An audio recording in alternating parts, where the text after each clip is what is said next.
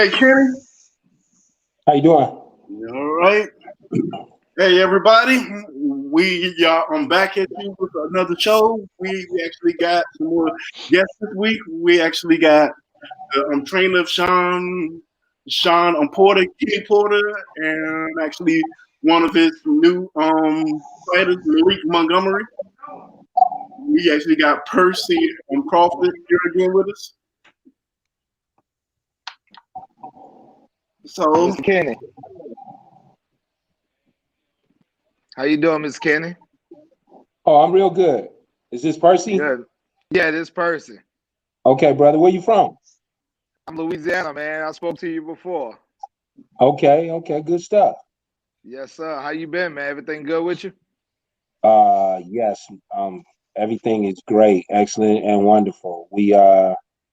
Everybody in my family and everyone is, all of my friends, everybody's healthy, so we really can't ask for much more than that. Malik's here with me, and his family's doing well, and he's doing well, so we're good. That's what's up, man. What's up with you, Malik? Good to meet you, bro. What's up? Nice to meet you too. Thank you, man. yep. So actually, we are gonna get started. One of the first topics was we actually was gonna go back over the Crawford and Brook fight. So everybody, what all did you think of that? Start with you, Kenny. If you don't mind, can you introduce me to the other guys or Oh, um who we got here? oh yeah. Let's see. How's it going, Mr. Porter and Malik? How's it going there? Real good. What's your name, brother? Smooth Cat? Smoothcast the name. Okay. Where you from? Where you from? Chicago, Illinois. Okay. Okay. I know that place is real cold right now, ain't it? Um, you know what? It was 55 degrees today, so that's actually summer like weather for our winter times. The last time I was in Chicago was 2007 World Championships. I was with the world team, and we had one winner, one gold medalist, Demetrius Andrade. Yeah, Wow. '07. Yeah, it was very cold. Who else we got here? Jay. How you do? How you doing there, Mr. Porter? My name is they call me JG, but DMV fanatic. I'm from Northern Virginia, but DC, Maryland, Virginia area. So I'm out here. Now, how you doing, Oh, okay. Mr. Montgomery? How you doing? Nice to meet you. Yeah, we good, and if it wasn't so cold, we'd be coming your way to do some training right now. But we got to stay out here where it's warm right now. Yeah, that Especially with motivated. everything that's going on. But my brother Barry Hunter is in the DMV, so Yeah. yeah. So we'll be headed back that way probably when when it warm up a little bit, and hopefully everything else calm down around us. Man, Mr. Kenny, you all the way out of Cleveland mode. Look at you talking about you can't handle cold weather. You enjoying that Vegas sun. See here, Oh man. let me put the disclaimer. Everybody say Cleveland and things of that nature, but I left Cleveland in 1990. I've been Oh, gone a wow. long. I didn't Yeah, realize that. Okay, that makes yeah, sense. I've been gone. Yeah, I've been gone a long time. So Wow. no, absolutely not. Me and the code don't get along at all. I'm I really a don't punk. blame you, man. When it comes to the code, I'm a punk about it. Yeah. So, but hey, it's good to be on here with all you guys. And it was good to bump into my brother at the fights. Yeah, Yeah, that actually happened by chance because we was walking by. I am trying to get to a lift because it was cold in Dallas Saturday night after the fight. yeah. I was going to my car. I was headed to my car. It was after the fights, right? Yep, yep. And I'm headed in my car. It's a big parking area and it's huge. And we was trying to find a car, and I bumped into my brother, and we talked for a quick minute, and here we are, guys. So go ahead, man. Shoot anything, any questions you got. Go right ahead. Yep. So we gonna get into questions, and then we can talk about anything. So, what actually did you think about Brooke and Bud? Brooke and Bud. Yeah. Um, Bud did exactly what I expected him to do. Brooke did not perform at a level that I wanted to see at this point. To be honest with you, I feel like he just kind of came to get his check. Um, Danny Garcia probably got hit with 100 jabs like that on Saturday night, but he didn't fold off of a jab. So, I can't, I can't really say that. No, but no way at all was I impressed with Brooke, but definitely Terrence did his thing, and he's always impressive, and I was impressed by Terrence. Malik. Pretty much the same. It was like I said, the first 2 rounds was give and take, and but once Terrence got in his rhythm, it was he went down off a jab. So JG. To kind of follow up on that, because a lot of us brothers, we kind of go back and forth on Brooke that night, and we talked about the version that fought against Sean. How far off do you think that Brooke was from the version that you guys saw? Well, I'm going to be totally biased. So anything that you hear from me when it comes to Porter and Brooke, you're probably not going to see it my way,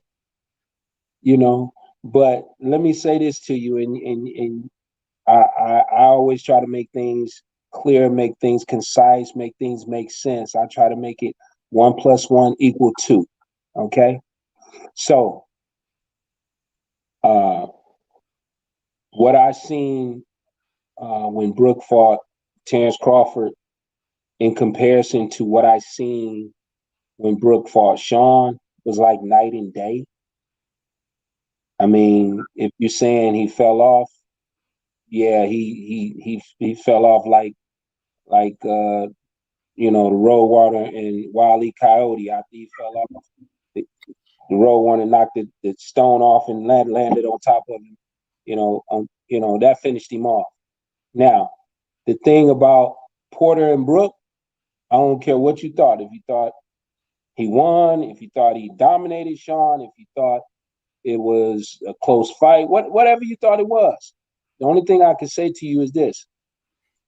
Do you believe if we had fought Brooke in England and Brooke was the champion, that they would not have disqualified us for holding after 2-3 rounds? It'd have been over. The fight would have been called off. That's the difference in what goes on in the UK and what goes on over here, where business is involved with boxing. We would have been disqualified if we had held him. And as a matter of fact, all the people over here who would praise Brooke for beating Sean, if Sean was to go in a fight and hold somebody like that, they would put us down. That we wouldn't have no fans. Everybody would say, "Oh, you see Sean Porter holding all night?" This guy held us like 70 times in the first 5 rounds. So it is what it is. Percy. I'll ask this, Mr. Kenny. When you look at the dynamics of that fight, because most people say they had Kell Brook winning the fight up until the stoppage. Did you think Kell Brook at times was getting good work done, or did you think Bud was kind of just setting traps and letting the fight come to him a little bit? No, I think early on Brooke was, attempting to be Brooke, so to speak. Mm-hmm. But I also believe that he came in there with the intentions of doing what he did. That's my trained eye. Malik can tell you that, the way I train him, and he's been training with me now. Our camp is coming on 6 weeks. We had a fight a little more than 10 days ago. We're fighting again in about 10 days. So I got him on what I call the Tyson tour. He's gonna fight 10 times in over the course of 12 months. And he'll tell you that I build his body up to take punishment. He's not gonna get hit with a jab and stop. I don't care what happens. For sure. A jab is not stopping this man. Right? So in my estimation, in my trained eye, 30 years, 2020 makes 30 years of me being involved with boxing, being in corners. he had an intent when he got hit with that jab to stop fighting. If you recall, he never went down. He wasn't knocked out. He just decided not to punch anymore. Hell, you could have relived the Sean Porter fight and just held us. He could have just held Terrence, but he didn't try to hold him because he didn't want to continue. He wanted it to be over with. That's just what I see. So, it's one of those situations with Terrence. You're gonna have to have him with those top tier guys to really know what he's going to be able to do when he's under that pressure. We want to apply the pressure. We want that opportunity to apply that pressure and see what happens. A quick spin off to what you just said, Mr. Kenny, and I'll let the other guys go. And it's for you and Malik, actually. You just said you want to fight him 10 times in 12 months. With COVID going on, what's the difference in a training camp when you want a guy to be so active while you have to follow all these protocols? It's hard, but at the same time, unbeknownst to most people, this is a lot like I already trained. When I had my performance center in Vegas, I don't have it anymore. Close it down, and it was a blessing for God to have it, but it was also a blessing for me to back out when I did, because if we had got hit with the COVID, I'd be taking a lot of L's right now. Yeah. But yeah, a lot of them. But when I had it, it was private. So this is the way we always moved. Everybody that came into that place had to take their shoes off. Yep. It was, you've been in there. Yeah. It was private. It was clean. We constantly had somebody, we had a cleaning service coming in there. No, we didn't take it to the level that we at now, but it was easy for me to move to that level. Definitely. So I built out everything here in my home. Just about everything that Sean needs is here, except for a ring. And, we were preparing him for his fight. And we had a lot of protocols. And when we moved back into, when we started going into gyms, we took those protocols with us. So Malik knows he can't, he's not even allowed to sit his bags down until I disinfect the table that he's working on, and I clean it off and my equipment off. And we just try to take those precautions. A lot of guys right now in different gyms here in Vegas have succumbed to the COVID. There's a lot of fighters right now. I'm quite sure you guys have probably heard about some of those guys. Yeah, definitely, man. Well, good luck, man. That's a hell of a stretch you got him on, Mr. Kenny. Good luck with all those fights. Yeah, you can. Go ahead. Okay. Hey, first off, okay, now what weight class is Malik in? Go ahead, Malik. For one. 130. I fight at 130. Okay, and I mean, I know earlier, when I heard that you would be on, I was trying to find some of your fights. I seen a few amateur fights. I didn't see any pros yet. So, are you making your pro debut this year? Fights, 5 knockouts. Okay. Because Okay. he's still showing 4. All right. 4-4. 4 knockouts. His fifth knockout. And No. Ed is actually still showing him at 4-0. Mm-hmm. Okay. We had to check that out. All right. I can see you some footage of that knockout. He just got it this Saturday 2 weeks ago. So yeah, I can see some footage of that, but I don't know why they don't have that up there. Some of the accolades that I'm impressed with where Malik is concerned: 2-time National Golden Glove champion, and also he finished as the alternate on the 2016 Olympic team, and the winner of that spot over him was Teofimo Lopez. So he finished. Did you fight him twice that week? So he fought him twice that week. And T.O.'s dad, and T.O.'s dad confirmed to me last week.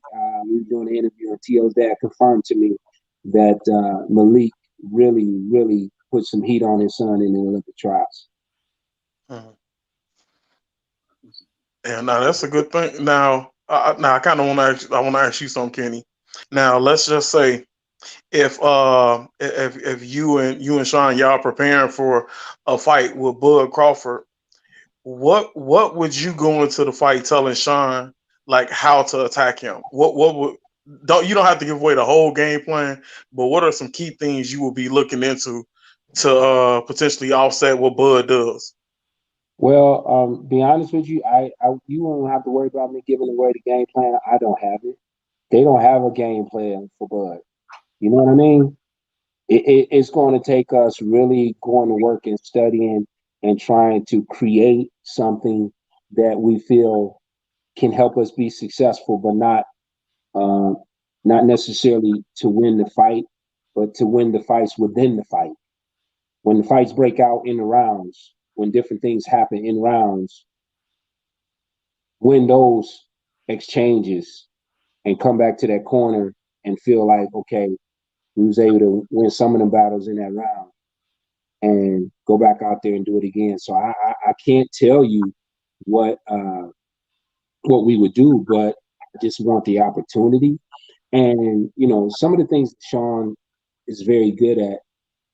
I think it works. It will work for him in a fight against a Bud Crawford, and it will be exciting for fans to see Sean moving in, moving out, cutting the ring off, pivoting, turning, going to the body, coming back to the head. Sean taking some shots from Bud and coming right back on Bud.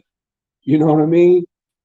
I think that's exciting for fans, because I got the type of kid, that he loves a challenge. And, him and Bud go back to when they were 14 in nationals together. And Bud came up to me and was talking to me early on in their pro careers and said, "Hey, you remember when we was in the nationals together and Sean knocked out everybody every night?" And I was like, "Yeah, I remember that." So he knocked out everybody and won the national championship and knocked out the person in the finals too. I said, "Yeah, I remember that." So if that's something that you remember, I want you to remember that on fight night. You know what I mean?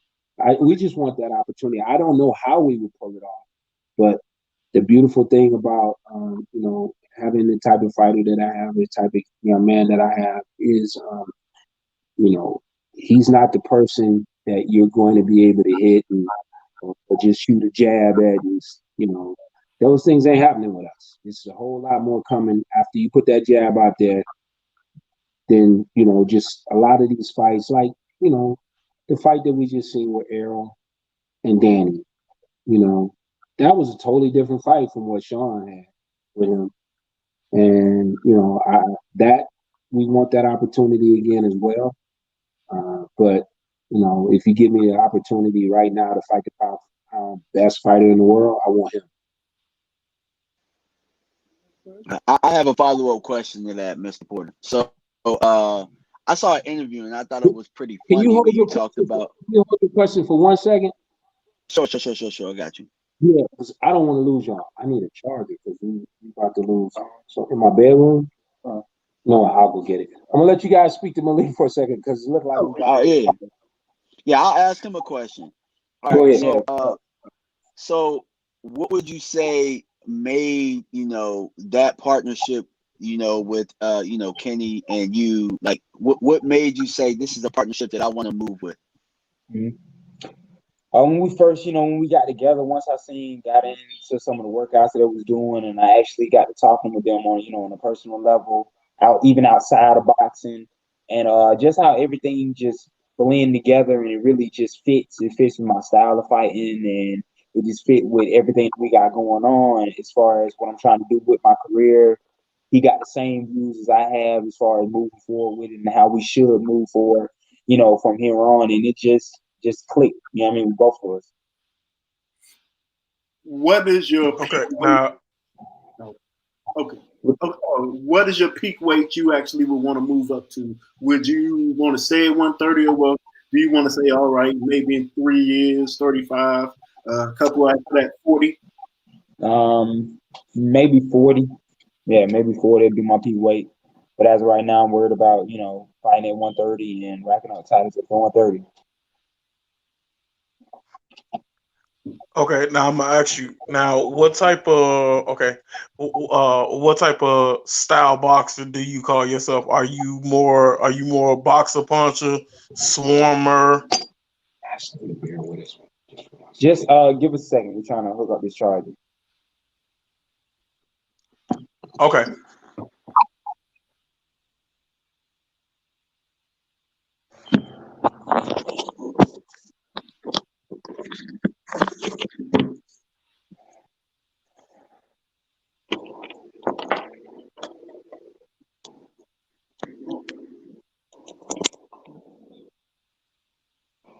You said 2%.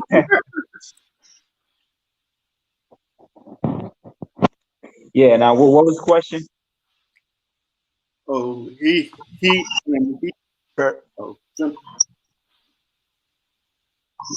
No. I was asking. I said okay, like with you, because you say Kenny fits your style perfectly. I said okay, what type of boxer do you? I mean, okay, like your style individual. What do you label yourself? Do you label yourself like a boxer puncher, uh, a swarmer? I really don't. I really don't try to put a label on my fighting style. I feel like I'm one of a kind when it comes to how I fight. But I'm a pressure fighter. I work out my jab and throw heavy body shots. So, like I mean, as far as the system makeup on how they approach boxing is right there. yep, because Sean's in your face. He gonna make you fight. So,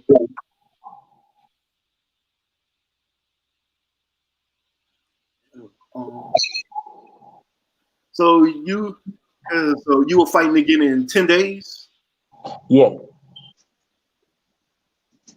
and you fought 10 days ago. Ooh, that that is almost one of them 1930 schedules where they fight every other week. What's the date they fight? 21st. Thanks on 21st. So, Yeah. So somebody that's fighting in the schedule like that, like what does the diet and regimen look like, so that you don't overtrain or so that you don't, you're at the peak performance. I'm not gonna go into the specifics of it, but it's just mainly setting the standard and working at that standard and just keeping yourself in a physical and mental state to keep fighting and fight on a regular and push through everything that comes. Are you orthodox or southpaw? I fight orthodox, but I switch up. And let me put a disclaimer on overtraining, and I'm gonna ask you guys, and Percy, PC, Smooth Connect, DMV. I'm loving this, man. I'm loving this. My man Elson. And let me ask you guys. So you've watched fights where you thought that a guy had overtrained. You saw that. You some fights you can recall, or you guys have felt that way when you watched this. Probably the last one was Peter Quillen and Danny Jacobs. You actually could see it the way in, like he ain't gonna have it. Uh, I you do. guys, yeah. Go Now, ahead. a fight I saw was I think what's the boy Johnny Tapia years ago when he fought James Kirkland. I Mhm. feel he kind of overtrained himself trying to keep up with Kirkland's pace. Yeah. I No, remember. not Johnny Tapia. I had that kid. Not Was it Glenn Glenn? Tapia, my Yeah, bad, Glenn. Glenn. Glenn. Glenn. I had Glenn in camp. Where did I have Glenn? I had Glenn in camp at the Olympic Training Center in New York when Glenn was 14. Yeah, I had him on a team when he was 14. So, to a man, everybody I'm speaking to right now, you guys pretty much believe in over that you can see that in a fighter and that he's overtrained. Me personally, I don't. I sometimes I think people use it as an excuse, possibly. Like I remember Shane Mosley saying that because he was in between.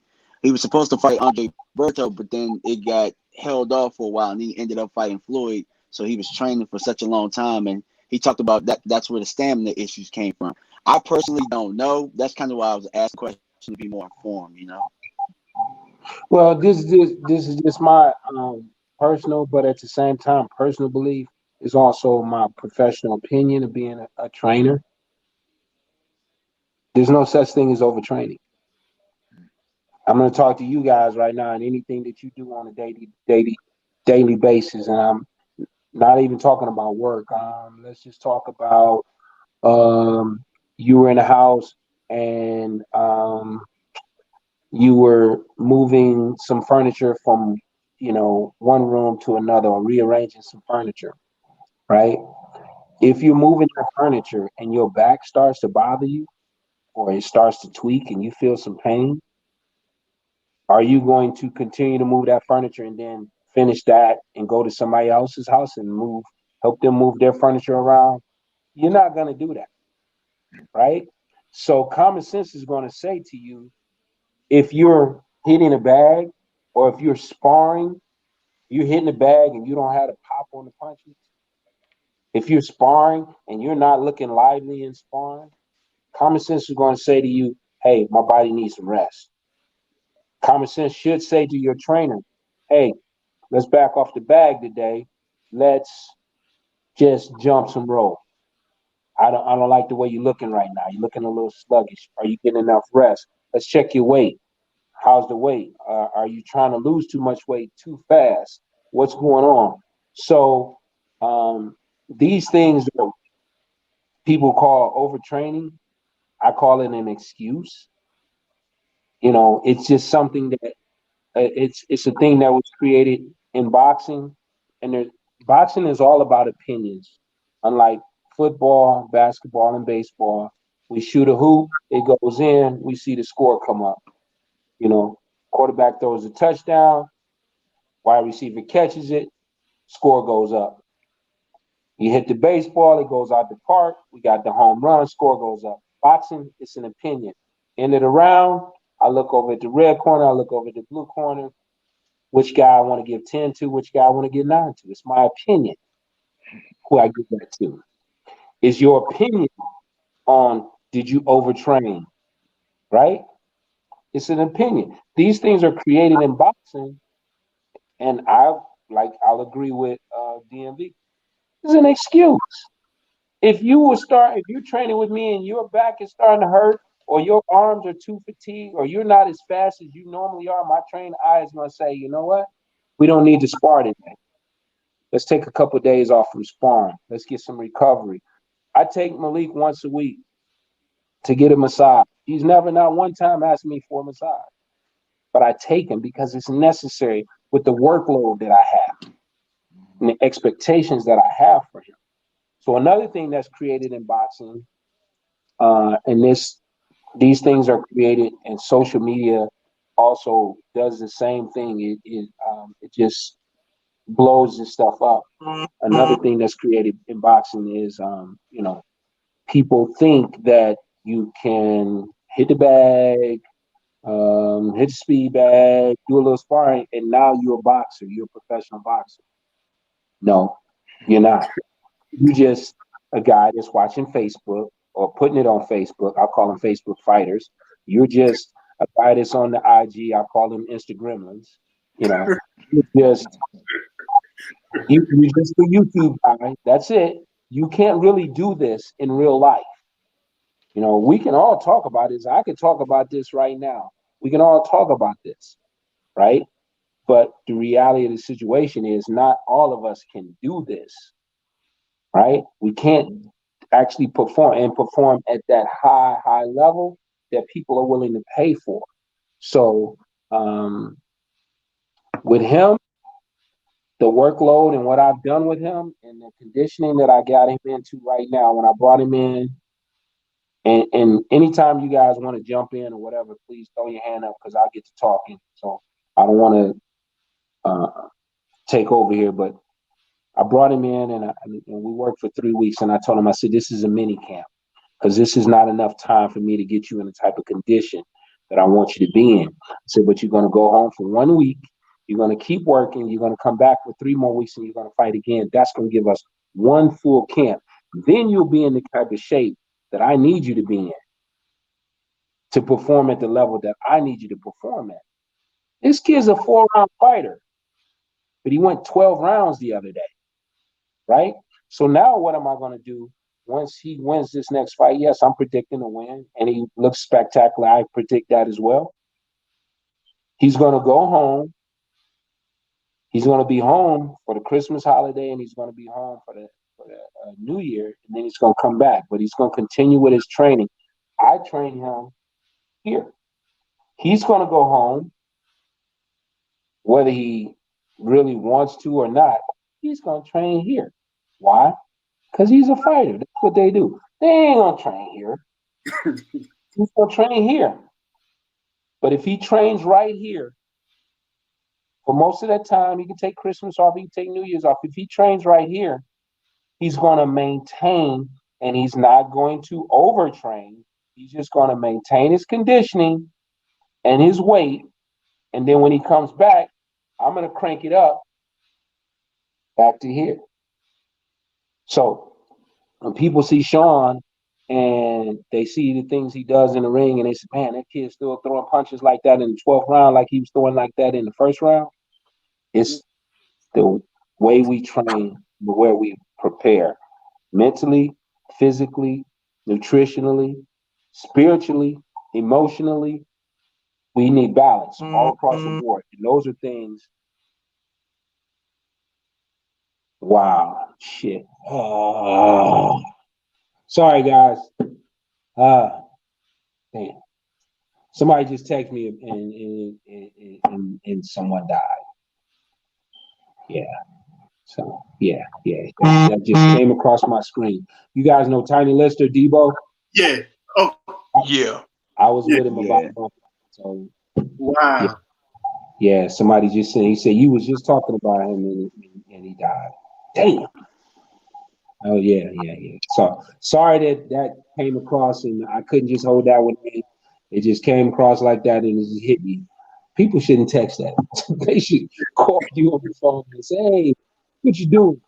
Look, you ain't Thought about that earlier. 4 guys. Yeah, so God rest his soul. But yeah, that's my thought and my take on overtraining. If you have a great trainer, or at least a good trainer, or if you just have good people around, somebody should be able to look and say, hey, your body looks a little fatigued, you're slowing down a little bit. Let's back off the training a little bit and take a little rest. And so as far as he's concerned, the way that I'm training him, I'm doing a lot of things with him that I've done with Sean, and it's working out. His body is accepting it, and it's working out really well. I actually just got him a nutritional supplement deal, and that should be here maybe tomorrow, being sent in by UPS. And I'm looking forward to a year from now. I'm in this for the long run, not a sprint, not a 400, not a half a mile. I'm looking for the marathon on with this, and I'm looking a year from now to have his physical body totally changed from where it is right now, and also mentally have his intelligence level here, not just in the boxing ring, but also in the business world, in life.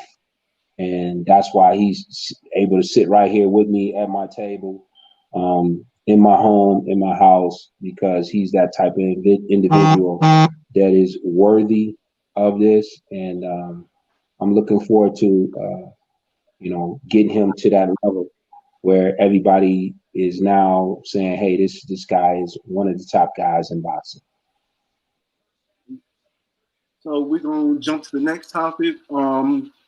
We actually both was there. What did you think of Earl and Danny? Again, I wouldn't say I was disappointed. I was very, very impressed and happy with Errol. Errol is one of my guys. I've known him since he's 17 years old, and I've actually traveled all around the world with Errol. So I've been to Russia with him. I was his head coach and took him there. I've been to the Ukraine with him. Been at the Olympic training with him. When he came here to Vegas and he sparred with Mayweather, he called me. I was the one that went over with him when he was in Mayweather gym sparring with Floyd. That was me in the corner. Regardless of him fighting Sean, I'm always gonna love Earl. When boxing is over, he's still gonna be one of my guys. So to see him come back successfully from that type of accident is something that touches me in a lot of different ways. I'm happy to see him do that and be successful. I just didn't feel that Danny had much for him at all that night. I didn't see anything. I might have given Danny 2-3 rounds out of that fight, but I think those 2 or 3 rounds, those were kind of the rounds that Errol really wasn't doing too much, and he didn't really have to do a lot there. But as I told Malik, I went to the fight. Malik was here at my home, and he watched the fight. I said, it looked like a sparring session, and a few rounds, the fight broke out. But I didn't think, I thought Errol looked great, but I didn't think that Danny had a lot for him at all. Malik? Pretty much the same. I didn't see Danny wouldn't pull the trigger. He was just doing a whole lot of waiting. And even times when you would see he would have the shot, his counter left hook, which was his main shot, everybody was looking for. He'll slip, set himself up to throw and land the shot, but he wouldn't throw it. He was just waiting the whole fight. And that's why, again, like I said, like he said, as far as maybe gave him 2 or 3 rounds just because of the fact that Errol knew he was winning so convincingly, and he took those rounds off. Percy? I'll go outside the fight, Mr. Kitty, and I'll ask you this. Sean is transitioning a little bit into the commentary field, and he's a fan favorite. A lot of people like his commentary. We know how difficult you are on him as a fighter. Do you critique his commentary as well?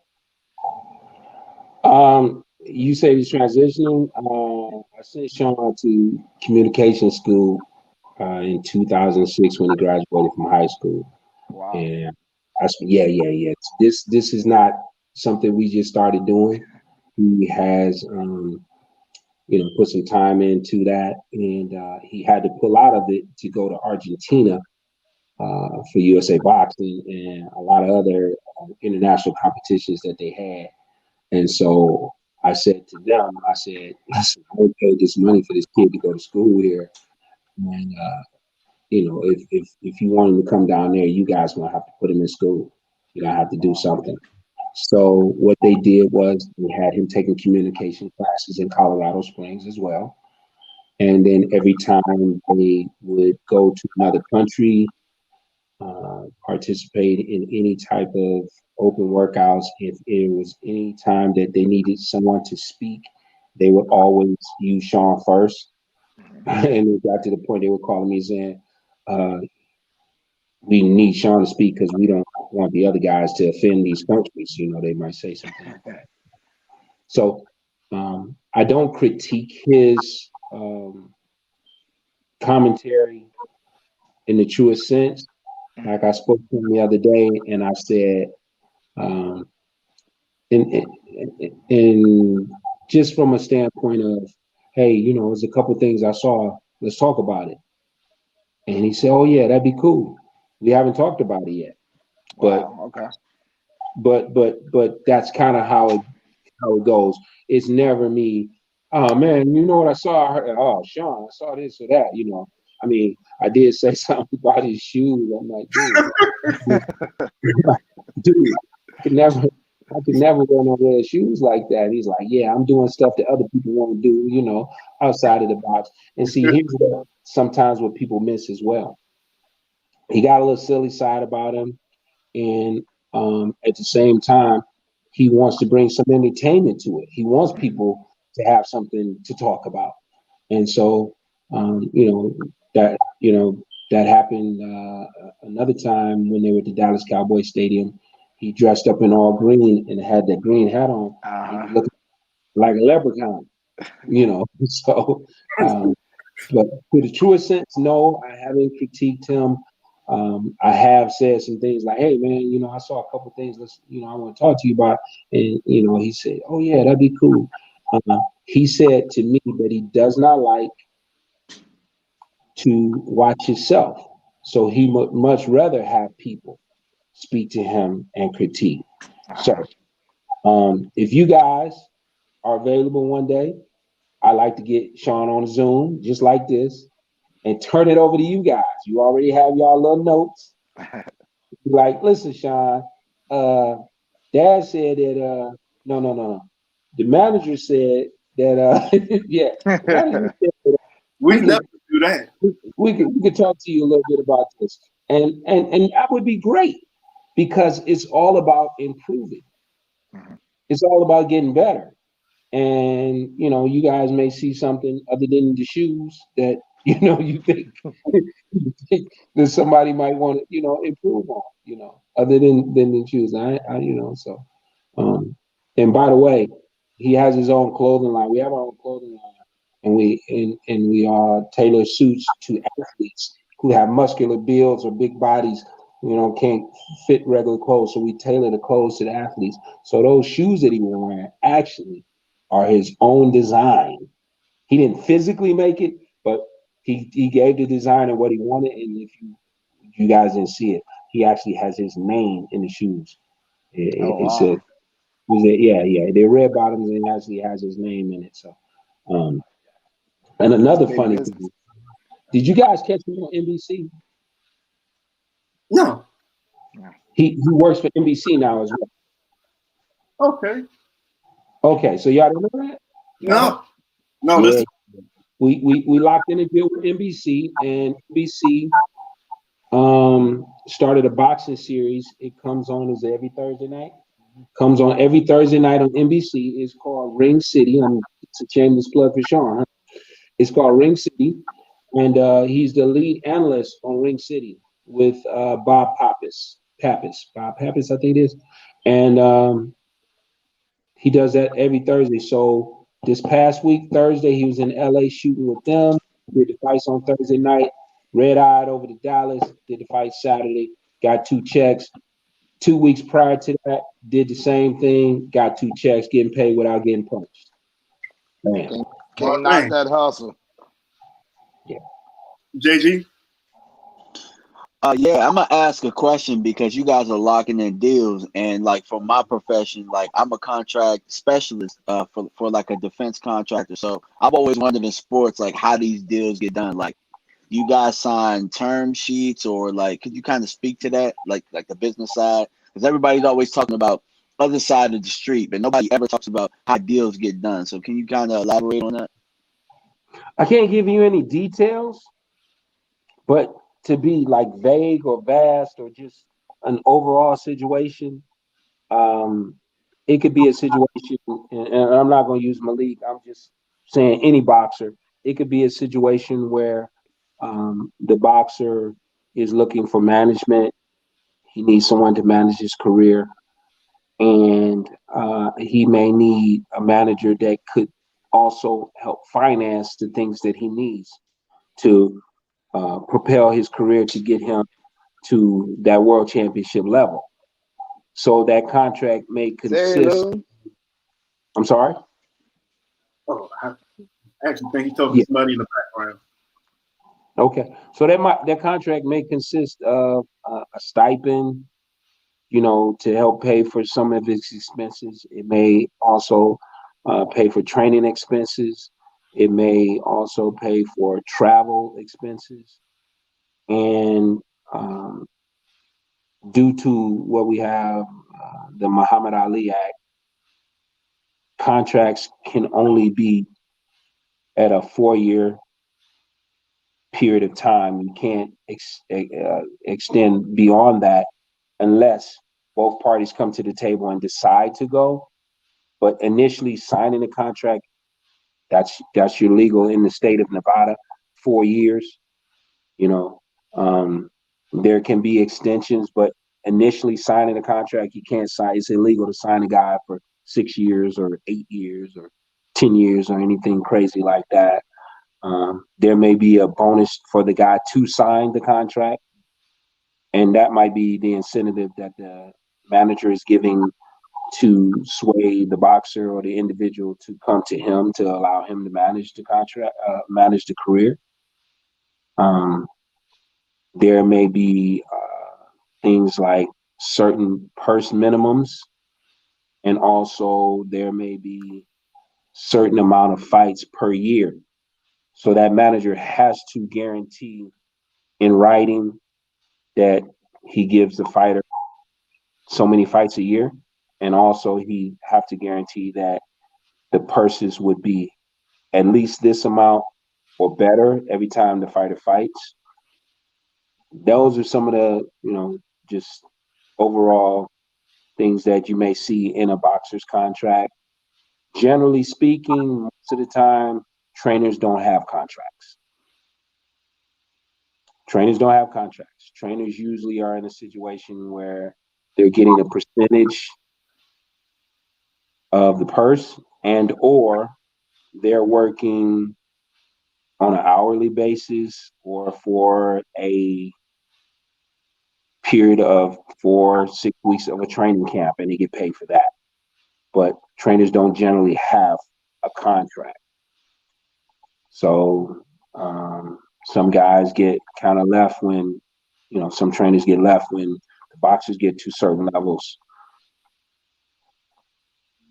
Mike? All right, Kenny. Now I'm gonna ask you this question. It's an old school question I used to ask everybody. Okay, if you could have 3 of the greatest fights in history that never happened to happen, what would those fights be? 3 of them, man. Sugar Ray Leonard, Aaron Pryor, Gerald McClellan, Roy Jones Jr.,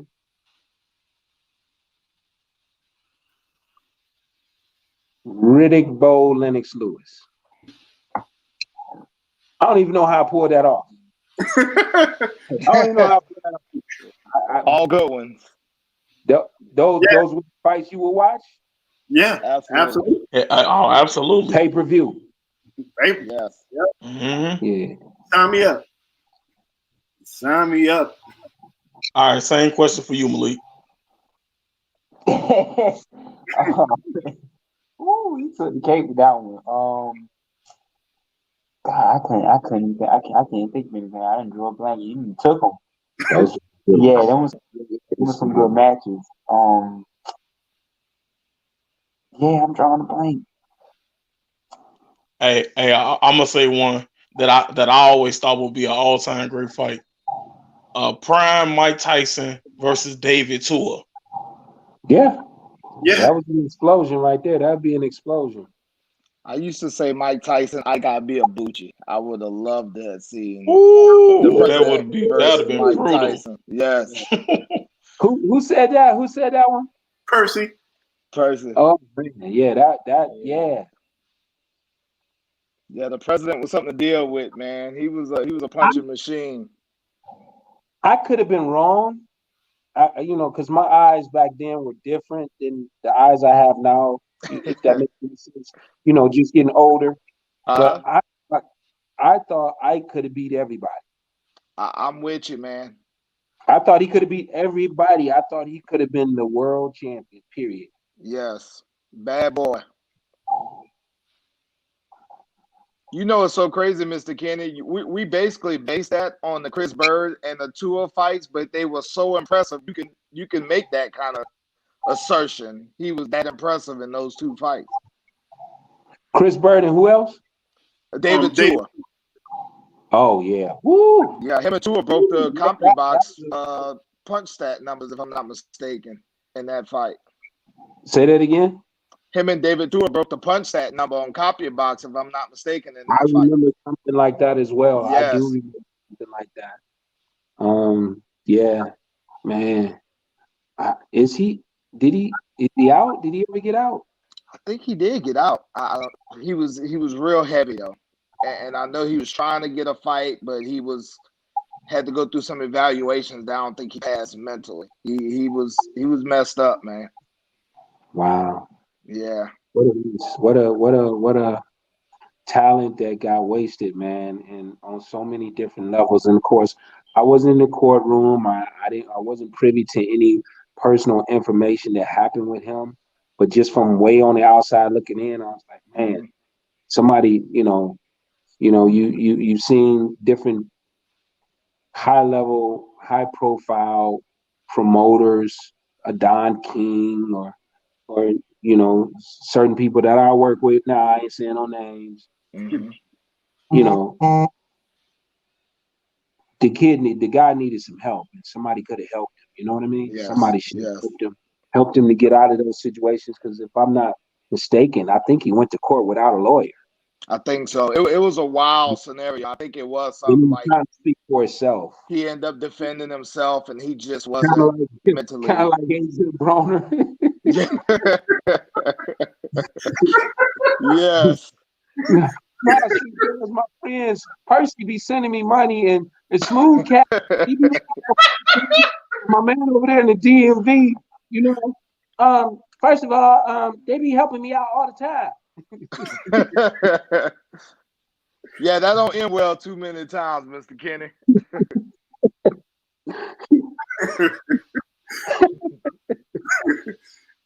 No, I don't want nobody to be in nobody's courtroom. But yeah, I thought he could have been a world champion, man. I thought he could have been For amazing. sure. Yeah. For sure. Boy, when he caught Chris with that shot, woo! Man. Yeah. I tell you what, the fact that Chris Bird was in there with them heavyweights, looking at him now, I mean, Chris Bird is a middleweight now, trying to make a comeback, but Yeah, he is. he looks great. But he's down to like 160. I don't know how he competed with the guys he competed with, those giants. Yeah. There was something called the Amateur Boxing Federation, the ABF. This was before USA Boxing existed. And it would have been the 1992 regionals to get to the nationals. If you won the nationals, then you would get to the Olympic trials of the 92 team. And I was in that tournament with Chris. And Chris was this tall, lanky, 165-pound southpaw. Nobody could hit him. He was lightning fast. And he went on to be on the Olympic team. I think he got a bronze. Wow. I could be wrong. But what he did as a pro to become a heavyweight and the champion of the world was amazing as well. Yes. Can I ask one more question? Because I got to run right quick. Let me ask Mr. Kenny one question because he brought up something I wanted to ask him. Is there an amateur who blew you away and for whatever reason, they just didn't make it as a pro? Streets got them. Something happened. I know Juan McPherson comes up a lot. Is there somebody you can think of? I was talking about him today, Juan McPherson. Wow. Juan McPherson. If you guys never heard of Juan, we called him Magic Juan. Yes. Like a wand, like a magic wand. He was about 6'1", 147, junior welterweight, 147 pounds. He was left-handed, lightning fast, smooth. Again, a guy that was very hard to hit, and he was winning everything. He went to, I want to say, the World Championships, made it to the finals, beat the Cuban in the semifinals, and the Cubans found out that he was only 16. And they told on him and had him disqualified, so he didn't get to fight in the finals. After that, he came back, and his nemesis in the amateurs was Andre Berto. Him and Berto used to fight all the time in all the tournaments, and he had beaten Berto quite a few times. And they were in the Olympic trials. And I don't know if you guys have heard about this incident. They got tangled up. In the time that they got tangled up, I wasn't there. I just heard, and the versions that I heard since I was Cleveland always made Berto look bad, that Berto body slammed him. But at the same time that I would hear that Birdie body slammed him, I also heard that when Juan went down, he hit his head, and because of the injury that he sustained, even though they disqualified Birdo, Juan couldn't continue in Olympic trials. He was predicted to win a gold medal. He was at that time he was spoken about better than Andre Ward, and Andre went on to get the gold medal in those Olympics. So Juan McPherson would be the one that didn't make it. That had everything. I was actually talking with somebody about him today who asked me about him. He retired from boxing, 7 wins, no losses. Didn't fight anymore after that. Life, so to speak, if you guys still understand street life and things like that, got him, and he didn't continue with boxing. There's really, other than him, wow. I had a son that won 7 national titles. His name was Kenny Porter II. Won 7 nationals, and they predicted him to make the Olympic team when he was 17 years old. The previous Olympics, which would have been the team that Andre Ward was on, 2004. So Andre Durrell was at 165. He was an Olympian, and he got a bronze. My son Kenny at 17 was ranked number 2 behind him. And they predicted that he would come back for the 2008 Olympic trials and would be on the team. But after he graduated from high school, started hanging, life got him, no more boxing. And then we had Sean move up, and there you go. Rest in peace to him. But Nazem Richardson once told me, if you think Sean can fight, you should have saw his brother Kenny. So I know that's a very true statement you just made. Oh, yeah. Nazim, he was my nemesis in the amateur. Me and him used to go at it every tournament. Every tournament we went at it. And I don't just mean with the fighters. I mean outside of the ring. Him and I used to go at it all the time. And of course, we became real close, later on in life. And I even had an opportunity for him to, when he came to Vegas, he was with Steve Cunningham, and Steve brought him to my gym. I got a chance to show Nazim my place and have him there, and just be around him and be in his presence. He was an amazing trainer, amazing person. And I go way back when Nazim, all the way back to when I was competing. Wow. And I worked in the amateurs and in the national tournament. And he brought his sons, who at the time were 10 years old, to the tournament. And I was on the track, and I was fighting at my heavyweight. And I was on the track, and I'm running, and he said, "Hey, young blood, let me talk to you for a second." And I looked over at Nazim, and at the time, he had just came home from doing a bed. And I looked at him, and I said, "This dude just got home. I could tell, he was muscled up and had the Kofi on and everything." He said, "Now my boys run with you." I said, "Man, if kids can't run with me, I was in my early 20s. Kids can't run with me." He said, "Yeah, they can run with you. Just go ahead and let them run with you." I said, "Nah, man, they can't run with me." I went ahead and did my track workout. Came back the next day. He's out there with them same 2 little kids. And he said it to me again. He said, "Come on, young blood. Let my boys run with you. You'll see."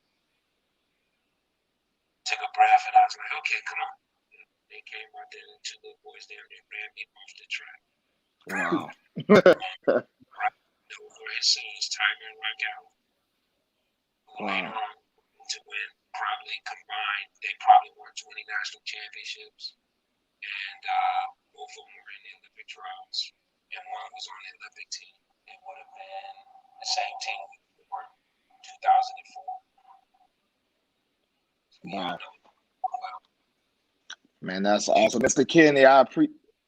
Do you guys have any boxers like that, from your area, anything that didn't make it but had the talent and you guys thought they could have pulled it off?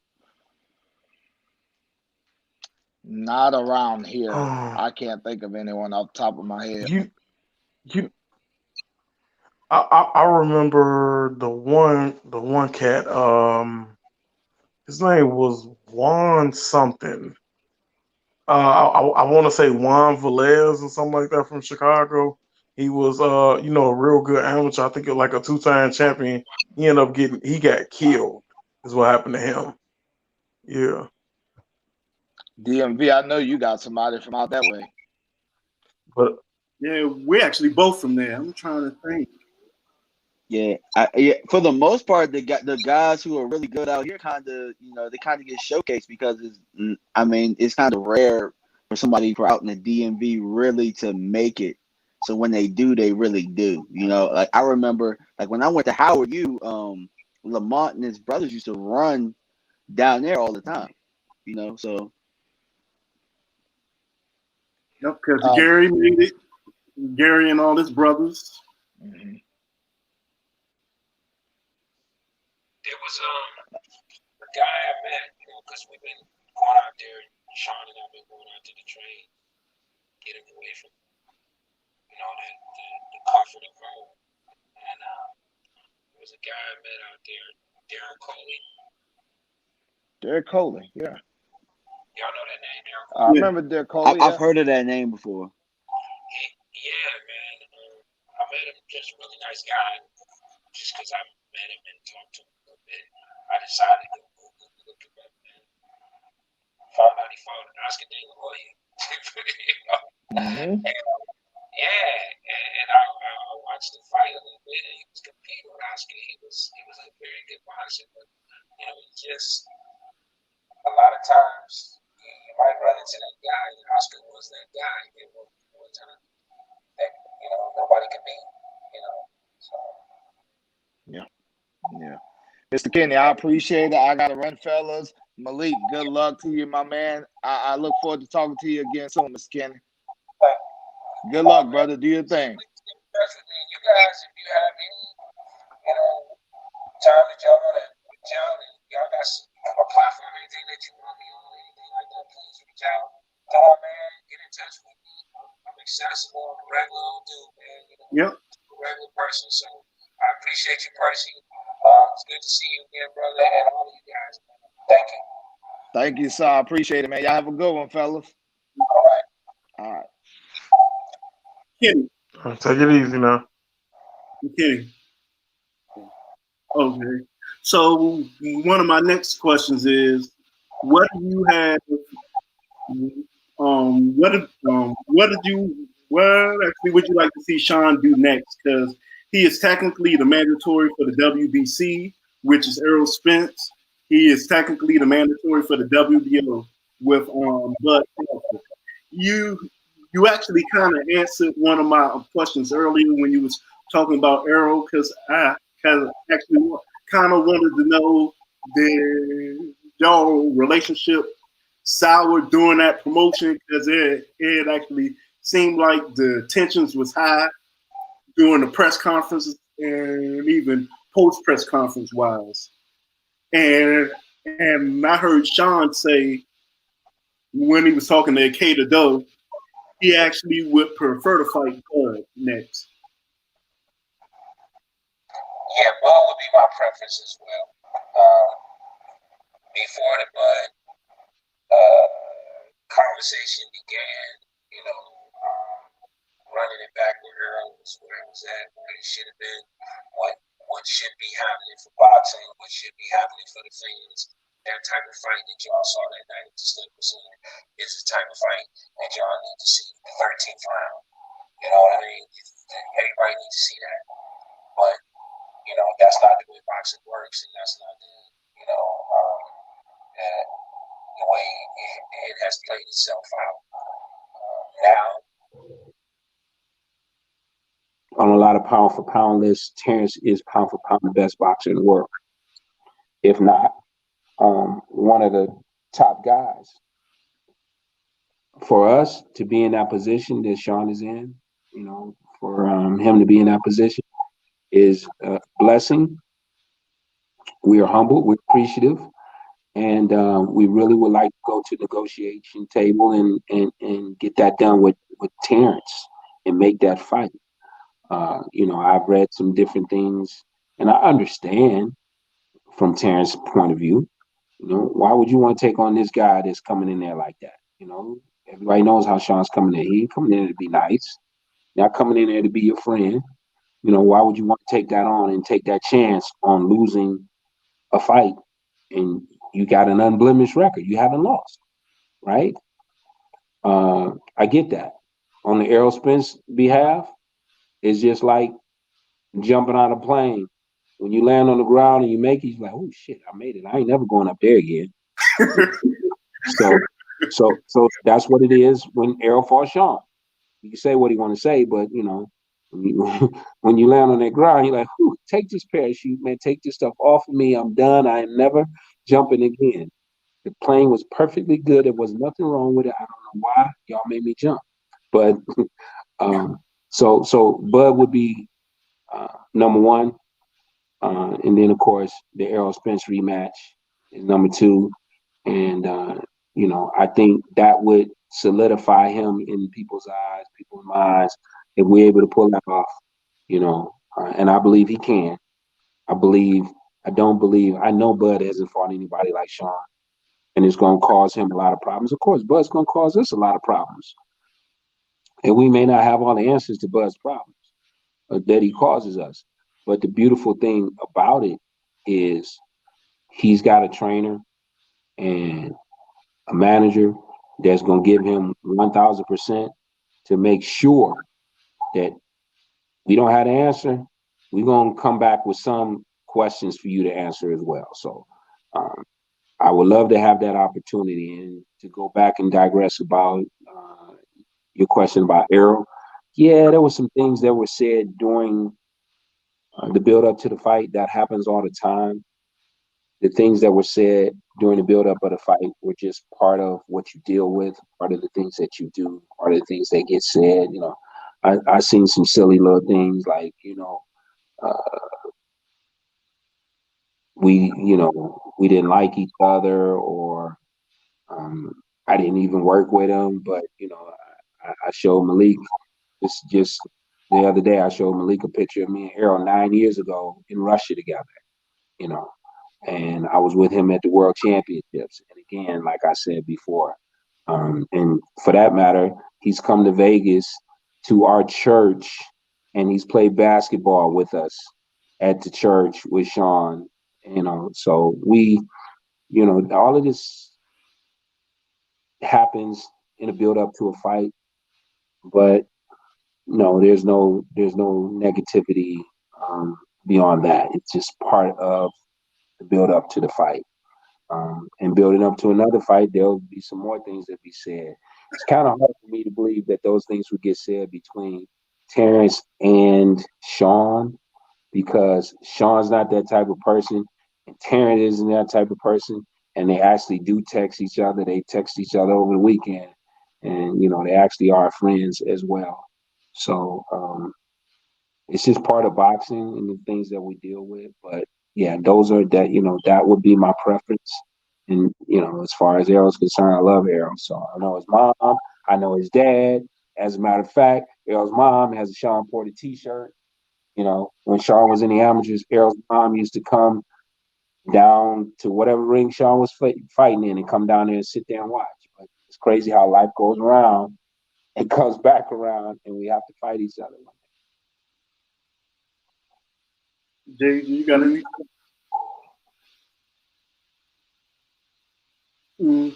Okay. Because Hey, can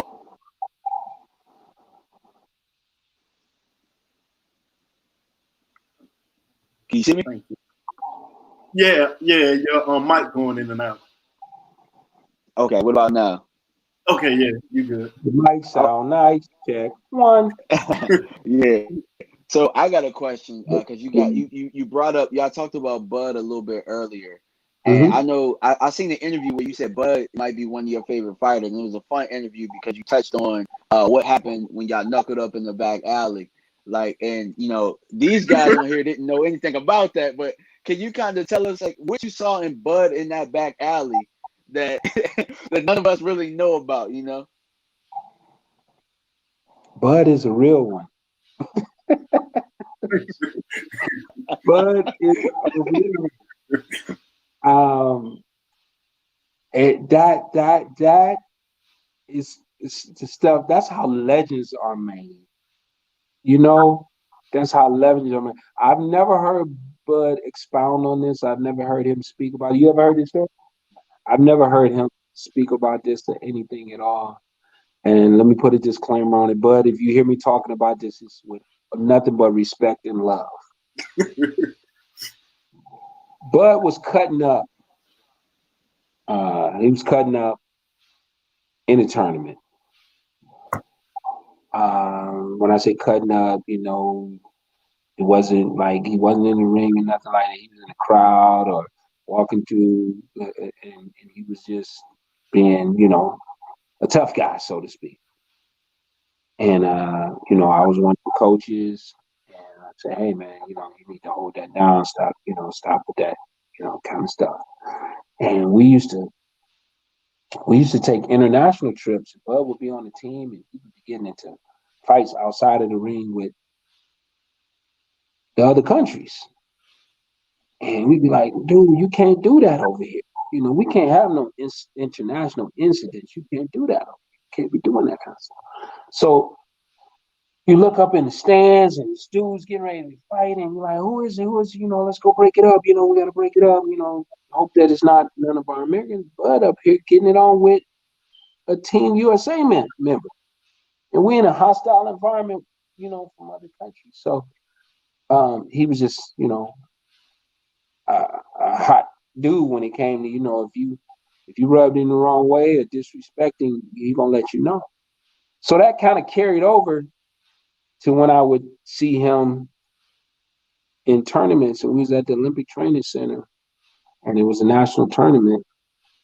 And, you know, I had to stop him from doing something. I don't remember exactly what it was, maybe a little shoving match or something. Again, nothing with the person he getting ready to fight, anything, just, you know. And I probably said, "Hey, man, you better be cool or stop doing that," or whatever it was. And he got mad at me and looked at me and said, "Hey, you don't tell me what to do," or whatever, something like that, maybe. I'm not exactly sure. And it just so happened later that night, everybody was gone and everybody had left the place and everything. And I think I was creeping. Yeah. I think I was creeping. It was this gymnast and no. Coach, the coach. He was a coach. Anyway, and Bud was creeping. And pretty much, I came down like it was a college, but there was some parts of it. If you walked through it, it seemed like it was an alley and it was dark. And I came down, and Bud came down, and we were both coming towards each other. And as I recall it in my mind, it was like two gunfighters walking up on each other, you know. And we came to each other like, you know, we just came to each other like this, right? And then when we got right to each other, we looked at each other real hard, you know. And I, you know, sitting here right now, I'm gonna just say that from my standpoint right now, I'm flat out wrong. I was just flat out wrong. You know, I should have went 5 or 6 steps the other way and just went on about my business. But I'm a pretty messed up person when it comes to somebody challenging me. So we looking at each other face to face in this dark alley. Nobody's here, right? And I've always enjoyed moments like that.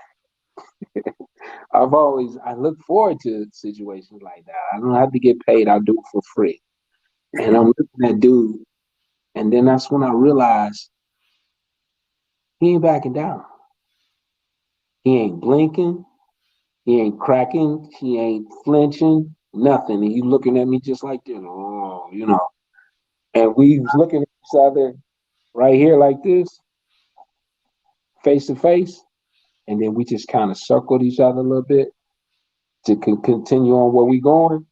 And then we both looked at each other as we was walking by and just kept looking at each other down the highway. And I said, damn, that dude is for real. Because when you catch somebody one-on-one, that's when you find out who they really are, you know. And I knew who I really was, you know, because shit, I done made it this far, you know. And I got the scars to show here from the popos, the bullet holes.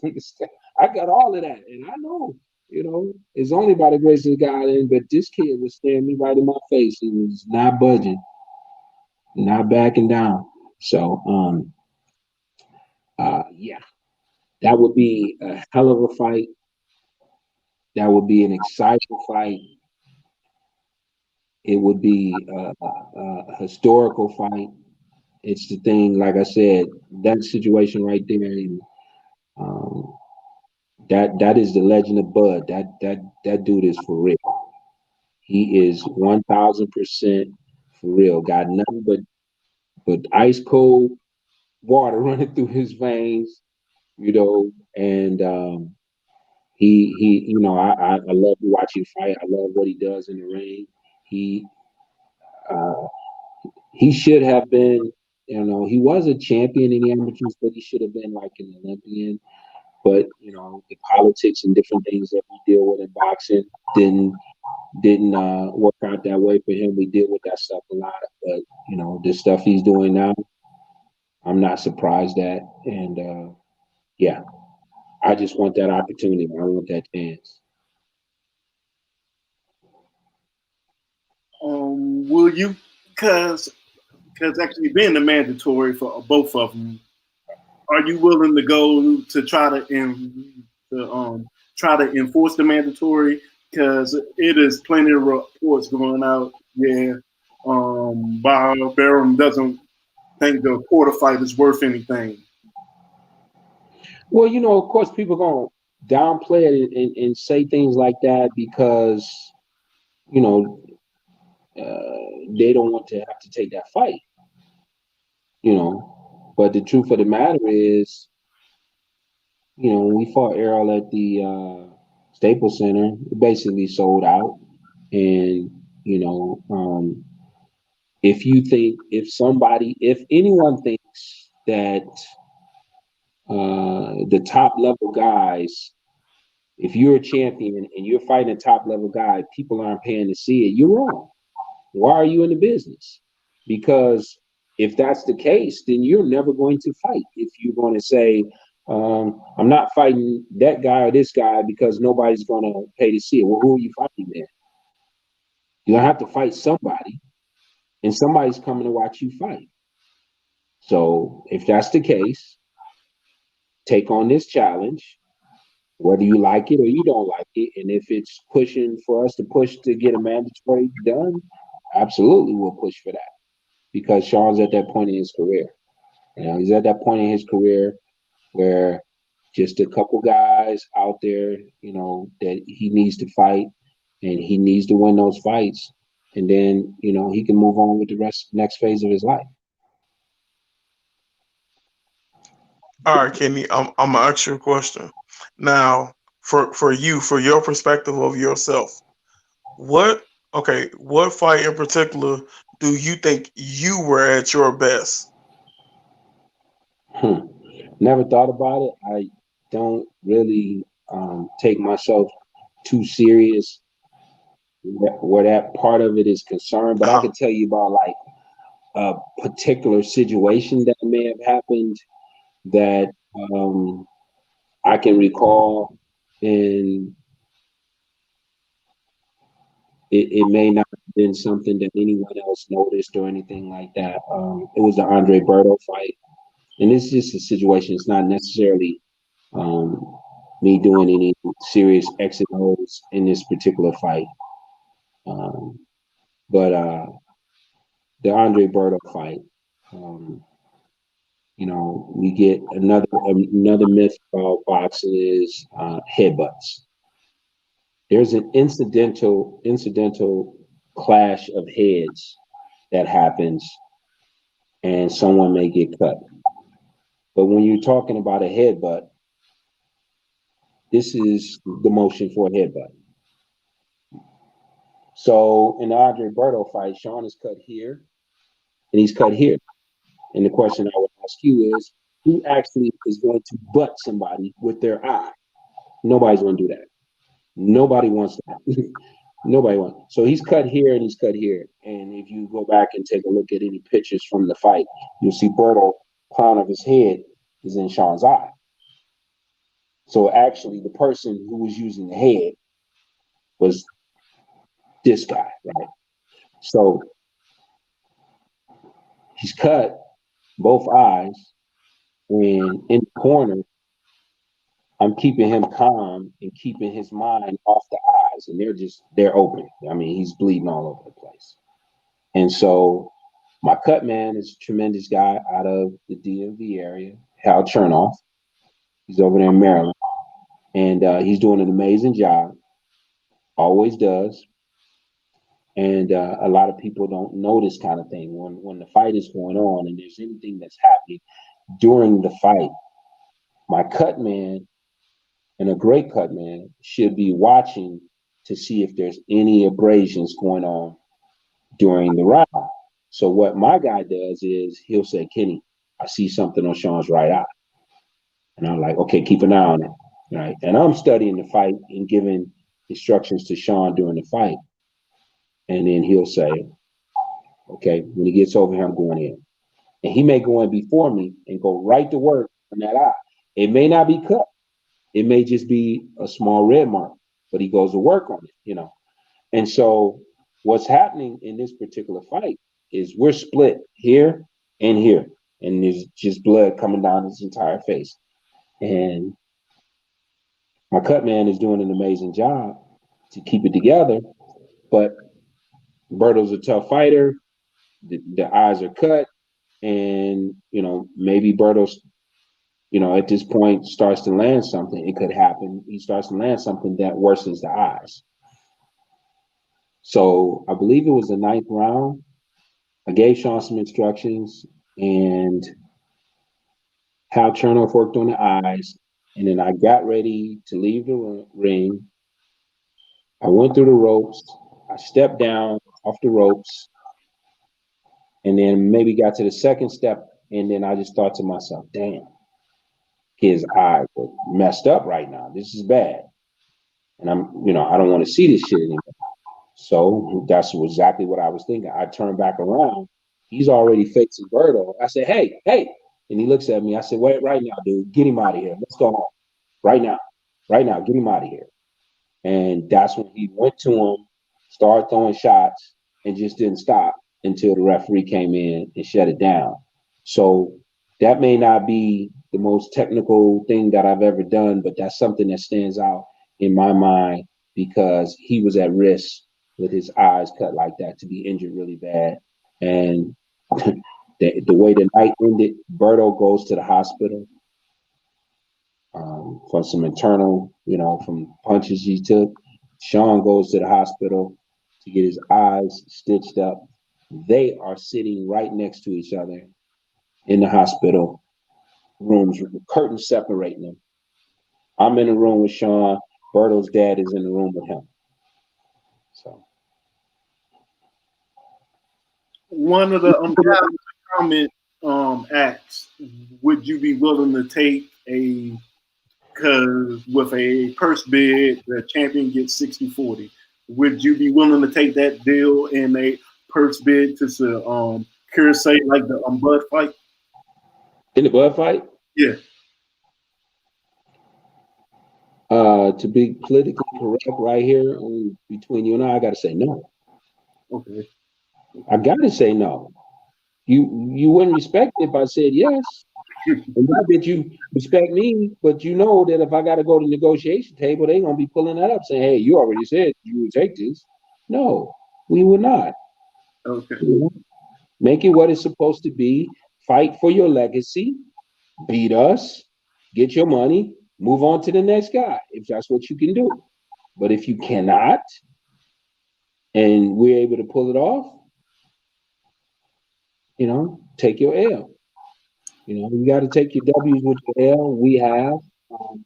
I feel that all the fights that he's had that didn't go his way, he was in it. He was in it to win it. It's disputable. It's debatable, depending on your opinion. And that's how boxing is. It's somebody's opinion. Okay. And let me add another thing to that. Not only is it somebody's opinion, but this is just me talking about a landscape of boxing. And you guys can comment on it and tell me what you think. This is also, which I call it a business, not a sport, but it's the only one that the people that are sitting ringside have absolutely no requirements or no training. I have yet to see any of those top level referees, judges that I saw in all those national tournaments I was in all these years, and all those world championships that I was in all these years. I have yet to see any of those guys sitting ringside judging world championship fights. All of your referees in the NFL have judged high school, and they've reffed high school and they've reffed college, and then they move on to the pros, but not in boxing. Not in boxing. These, it's really something that needs to be looked at. There's no history of these people other than them actually judging the professional ranks. There were some top level officials and judges that I came in contact with so many years throughout the amateur program. None of them are in the pros. So where did you get your training?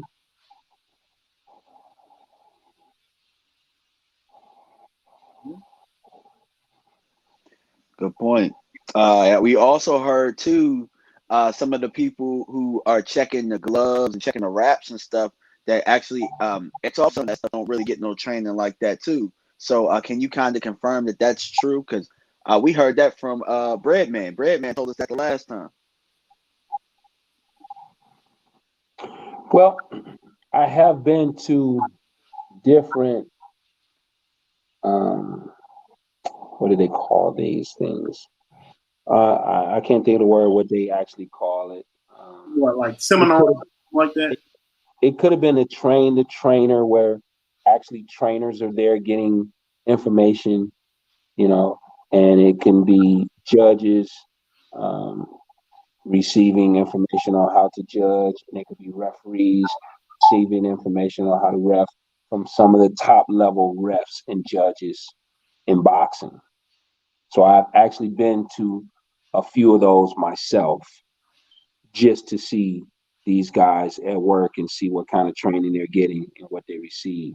But that's far in between. It's not a regular thing. It doesn't happen very often. And, so there is some form of conferences that make, like it could be a WBC convention, and in the WBC convention, they can decide to have a symposium on reffing or judging, and they may have one of the top refs or one of the top judges there giving answers or questions about different scenarios and situations. But for the most part, no, there's nothing formal really going on a regular basis. Here in Vegas, I do know this. Here in Vegas, I do know this because I've been involved with it. The referees here in Vegas will go to gyms and work with different fighters, reffing sparring sessions. But in those situations, they pretty much, have to stay real neutral. They just come in and they ref and they leave. You don't really get a chance to talk to nobody or explain why they do what they do, why they make the calls they make, or anything like that. There's usually maybe one or two refs. They come in together and they get up in there and they ref, and that's how they kind of stay in shape for it. But no, there's not really any formal training going on that we've seen, that I've seen anything that I think has improved anything we're looking at. And if you take a look at some of the judges, sometimes some of the judging that goes on in boxing, if you take a look at some of these scores to these fights that we think are totally outrageous because maybe we see the fight a totally different way. If you take a look at some of those, there's never anybody reprimanded. There's never anything that happens. There's never you never hear, okay, this person has been kind of on the bad end of some judging for the last 3 or 4 fights, and they're suspended or they're shut down or anything. Nothing. There's nothing that happens. You hear something like, this person is judging their 125th fight. How did they get all them fights right? You got every fight right? Shouldn't someone else get a chance? No, it doesn't happen. Yep, and we're gonna go with our last question, and it is more about everybody's giving Angel Garcia hell for actually how we talked about Danny at the post press conference. So we are gonna ask you about the father-son dynamic, and I know being in the gym with you and Sean before, I actually seen personally, because everybody likes to say Kenny's always hard on Sean. He ought to let up. And actually, I know me personally, not having a father there when I had sporting events, I actually would have loved for that dynamic. And I would watch Sean do his stuff with Coach Wade, and he would always look over to you to for your approval. And to me, that's a beautiful thing. And I actually pretty much see the same thing with Danny and Angel. But a lot of people today, in my opinion, actually really like the father-son dynamic. To me, Floyd and his father went through it, where they still worked. Roy and his father, Shane, and Shane and his father also. So the question is about Danny's dad, or the question about the father and son dynamic and boxing. Do you really think is an issue? Let me speak on myself and Sean real quick, and what you were talking about. You said you watched him working with Larry Wade, and you would see Sean glance back and look for my approval.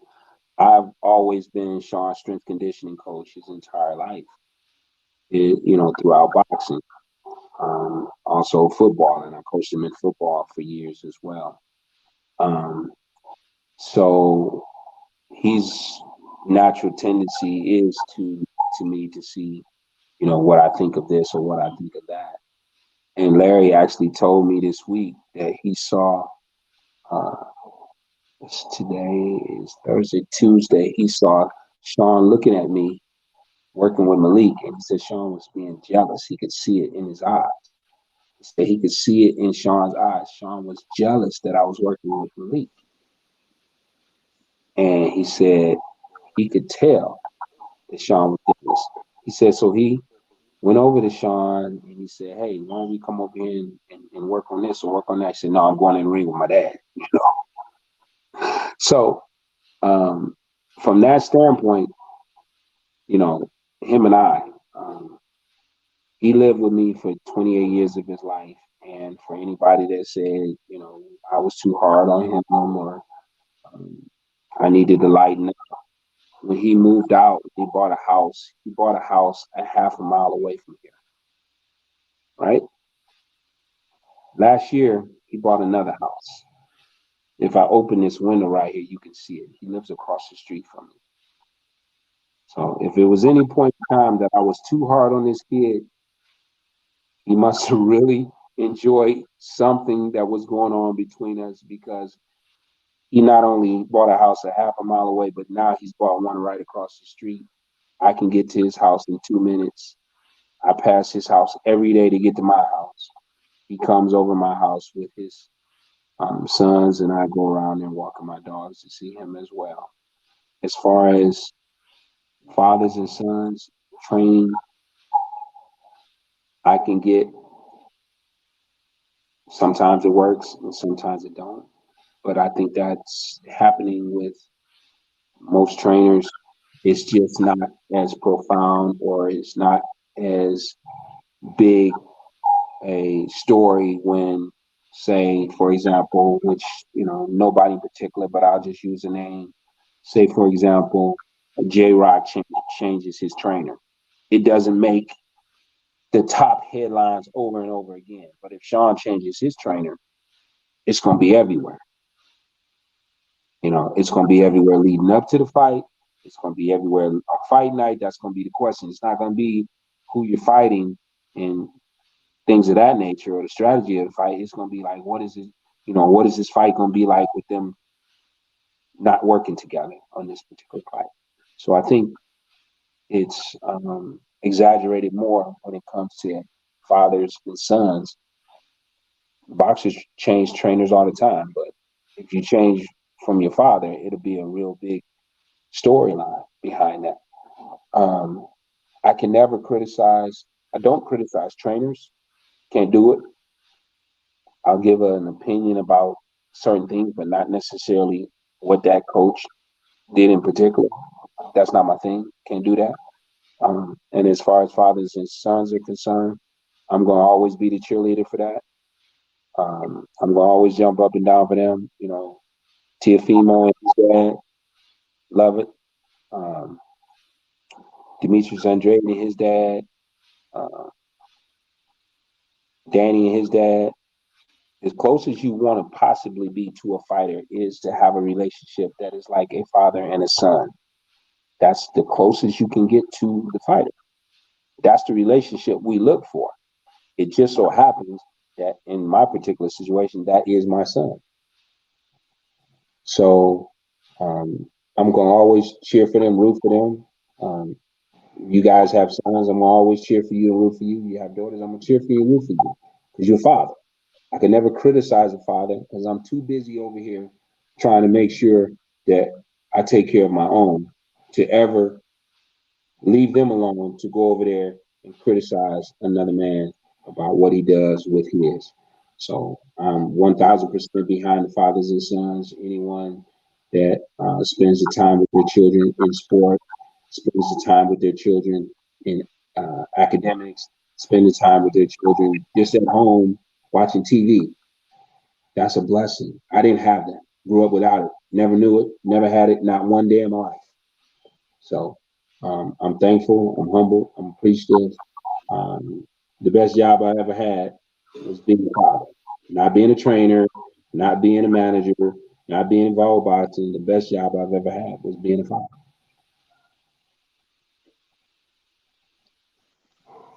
All right, I got one question about the father-son dynamic because I grew up and my dad was a coach to everything, except for probably I think maybe high school and college football because I played at Howard U. And my dad used to always scream stuff in the crowd. He knew how to push me, but also he never let me beat him at anything. And by the time I could beat him, he stopped like racing me and stuff like that. Are there still things that you hold over Sean or Kenny's head that like you never beat me at this or anything like that? Like I know there's some competitive juices there. So my question is like, are there any things that you kind of hold over their head that they never really beat you at? Nah, they were freshmen and sophomore in high school, and the high school football team training camp was going on, and I went up to the school and I raced the team and I beat the entire team. Of course, I beat my sons right that day. But I don't hold nothing like that over the head. Sean and I used to have a ritual when we travel, like me and Malik are traveling right now, going to all these fights that he's having coming up, this busy schedule. And Sean was fighting 4 rounds and 6 rounds. And we had a ritual. We sit up hotel and get checked in. We always shared the same room because we didn't have a lot of money when he first started his career, and we would move the furniture in the hotel room, and we would wrestle, and I would beat him every time. So there's just a lot of fun things and fun memories that I have about raising my kids and my father with them.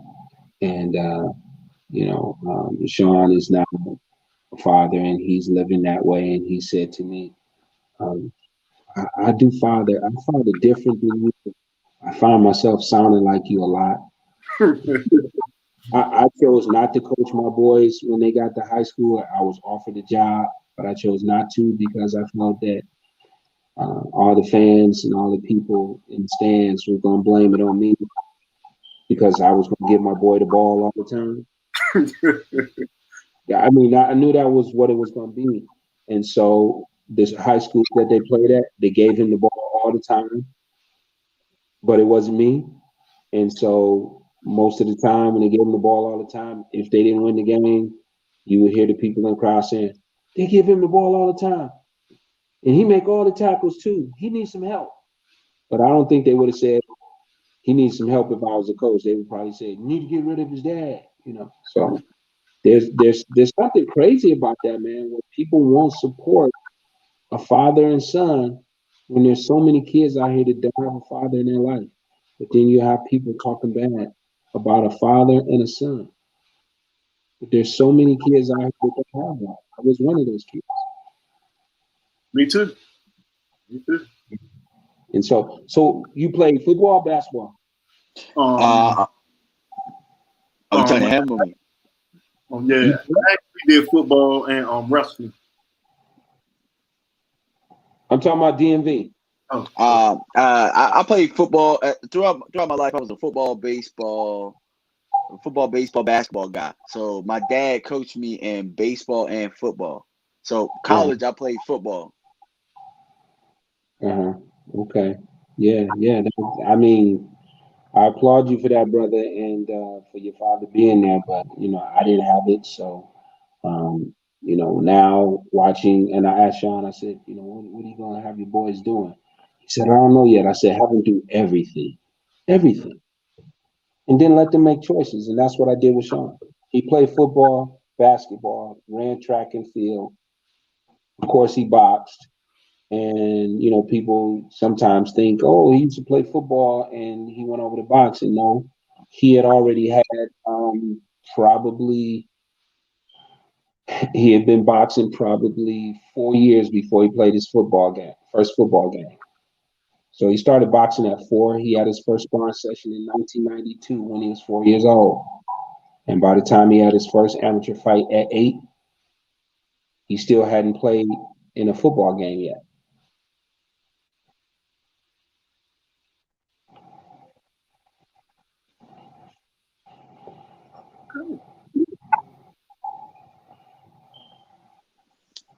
Interesting. So that's pretty dope. I think that that's one thing as a father that I'm trying to do with my son is really have him touch different areas that I don't want him to be a football player because I'm a football player or basketball player. He takes after karate. I've never really done karate like that. So I commend you on the whole doing everything. I think that's pretty dope. Yeah, do everything. They came to me. I don't know. He could have been like 12, 13 years old, and the baseball coach to me said, he's a natural. Please let him come play for us. He don't got time. He don't got time. He's already playing football, running track, playing basketball, and he boxes. And I said, you don't have time. But when those other seasons came along, I wouldn't make him box. Football season, go play football the whole entire season. Don't box. Same thing with basketball. There was just one time he actually played in a basketball game in middle school and then left there, and then that night he boxed. He did that one time, but that was because somebody really, really begged us to come to the show and be in it because they were losing fights that night. They couldn't make enough matches to have a show. And then there was one time we saved the show. I had him and his brother box each other to save somebody's show. Wow. Yeah, and when they announced him, um, they announced my son is Kenny Porter, but they announced my other son Sean. They announced him as Sean Christian. His middle name is Christian. They announced him as Sean Christian, but they didn't say the Porter part. Yeah. So in order to have a show in the amateurs, you could start off with 10 fights on the books, and some of the fights fall out because whether kids couldn't get there or something, somebody got scared, somebody got injured, somebody came in overweight. But if you don't have at least 4 fights, they have to call the show off. So they were down to 3, and they begged me to have my boys fight each other, and I let them box. They were about 10 and 11 years old. So how did that go? Sean didn't win. Sean didn't win. As a matter of fact, I worked Kenny's corner too. Really? Yeah. It's kind of funny when I'm in the gym now with Malik and Sean, and they're sparring. I noticed this the other day. Malik didn't come over to the corner. Malik didn't come over to the corner. I don't know why he didn't come over to the corner. I said, Malik, come over here. So. That was actually a question. Yeah, I was gonna ask that question. I was gonna be like because I wasn't sure like if Malik had been in there with any like high quality people, and obviously Sean has been one of them. I know Sean has sparred a lot of people over the years. Like Malik, who are there any other guys that you kind of sparred over that are maybe world champions or anything like that you guys have been working with? I can't think of right now. Right now, Sean is the only one right now that I can think of. If I may have worked one in the past, I just can't remember. So how's that spot? Oh, this one was great, man. Every time I work with Sean, it's always I feel like it elevates my game every time I step in the ring with him, because I sort of get a different look every time we work.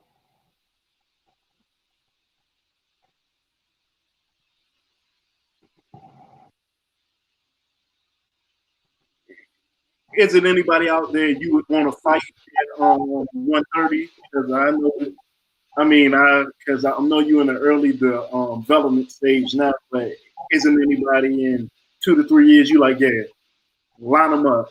That is what I want. Right now we ain't gunning. I ain't gunning for nobody right now. I'm just really trying to build my career the way it needs to be built, and just keep developing as a fighter and getting better. So I get the opportunity where I can fight for one of them titles. All right, and I'll ask this last question. Because I know a lot of people really have their belt preference. Like if there's any championship belt of the major 4 that you can have, like what's the one you really want? For me, I feel like it's more of a legacy thing rather than belts. Just for the fact that the belt's gonna be there. People change, that title change hands like it's nobody's business. So more than anything, it's more so I can say I got them. You know what I mean? So I'm trying to rack them up, move on. Good answer. Yeah, I know. I saw that case, so I asked that question.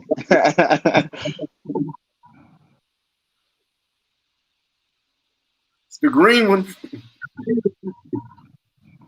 Yeah. Sean got 2 at his house. And now he finally realizes and understands what I've been telling him for a while.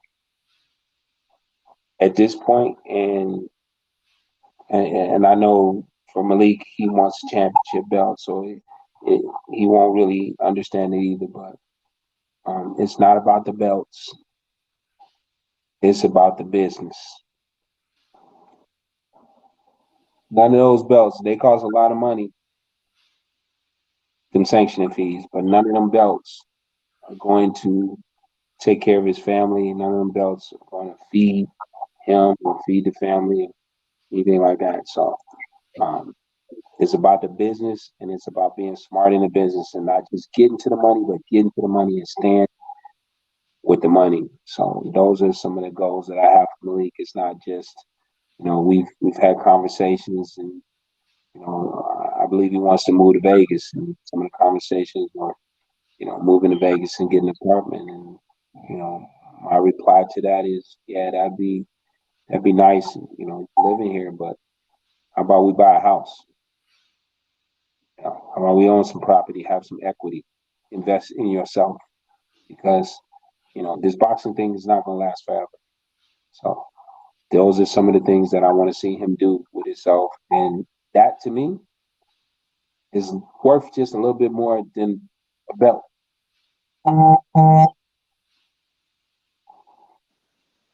Understood. I like both answers. Both answers were great. You gonna have to let me come down to the gym to see. Jim is a white guy that comes to Vegas looking for but I used to have a performance center. I don't have it anymore. Yeah, the one on I built out everything here. It's beautiful. Everything here. We did the whole backyard in AstroTurf, and I got about 12 stations to train at back there. But we don't have a ring. We just go to a gym, and we pay for private time at a gym, and that works out a lot better for us. I now just sponsor kids to go to gym. I pay their gym fees. I buy rope, jump ropes for them, boxing gloves for them, and things like that. And it's a lot cheaper too. But yeah, you get in contact with me. Come on by, see Sean, see Malik anytime, and DMV. You get my contact information for him when I come up that way to see my brother Barry Hunter, and he got some real good fighters up there. So really good. Yep. I bring Malik up there, and put Malik in there to test himself with those guys. That sounds like a plan. Definitely. I want to do it. Yeah. Just let me know when I can be available. No doubt. I would definitely let you know as far as what's going on here. And are you still in Vegas? Yeah, I am in Centennial Hills. I am actually probably about 3 miles from like Mount Charleston. From Mount Charleston? Mm-hmm. You're that close to Mount Charleston? Yeah. Wow. I am the Durango exit. Right then Mount Charleston is like 2 exits after that. Wow. Yeah, I'm gonna get Malik up there. I haven't taken him up there yet. I'm gonna get him up there for some of that training too. Yeah. Yeah, I'll definitely let you know. I don't know what you got, going on in the midday is what time we usually spar, like 1 or 2 o'clock in the afternoon. I don't know if you working at a time or anything, but I would definitely get in contact with you and send you an invite. Okay. Yep. Just let me know the day and I can make it. Yeah, we usually do it on Tuesdays and Thursdays, but next week is fight week for him. So next week we will spar on Monday and Wednesday. We'll spar on Monday and Wednesday, and he's in fantastic shape right now. Today, he sparred 6 rounds, and then after that, he did some work with Mr. Wade, and so he's in such fabulous shape. He will have Friday, Saturday, and Sunday off. He's good for the rest of the way. Where is he fighting at? That fight is going to be in Monterrey, Mexico. Yeah.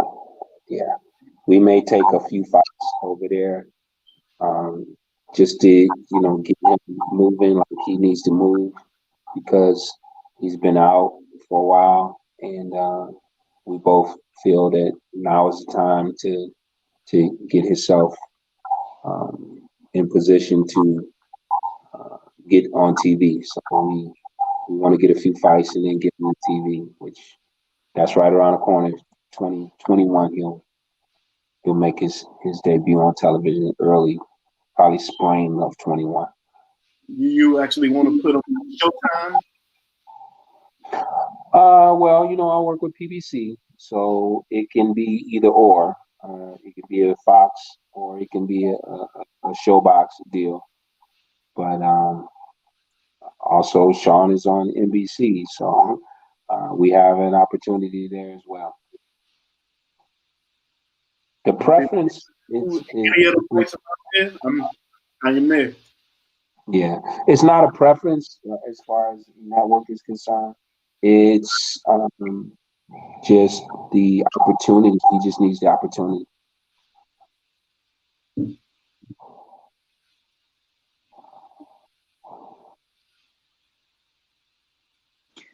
Yeah, I'm all out of questions, man. Y'all did y'all thing tonight. As always, I always enjoy watching your interviews. And it was a pleasure being here today. Talking to you and Malik. And I will say this: a couple of us who have done a lot of interviews. We interviewed Keith Thurman before he got real popular. We interviewed Deontay Wilder before he won this title. So who else did we interview? We got a couple of guys, but that means Malik is on his way. We know that his legacy is going to take off because he interviewed with us. Yeah, I mean, this is how things start. You have an opportunity to bring us on. We're thankful for you guys bringing us on, and then one day Malik will be up there, and you guys will be able to say, "Yeah, we had him when he was just starting out." So thank you guys. Yeah, thank you so much for the opportunity. Oh no, No problem. Thank you, because I already know you're gonna make it, and yeah. So like he said, we might need that favor one day, man. Just remember where we came from. Yeah, man, no doubt. I don't forget. That's why I said when I see my brother through that crowd, all them people, I just had to. I bust a U-turn and turn around, man, and just like I was so happy to see you. So thank you for having me on tonight. Yeah. Next, I gotta get Sean on here. No doubt, brother. Y'all have a blessed night. You too. All right.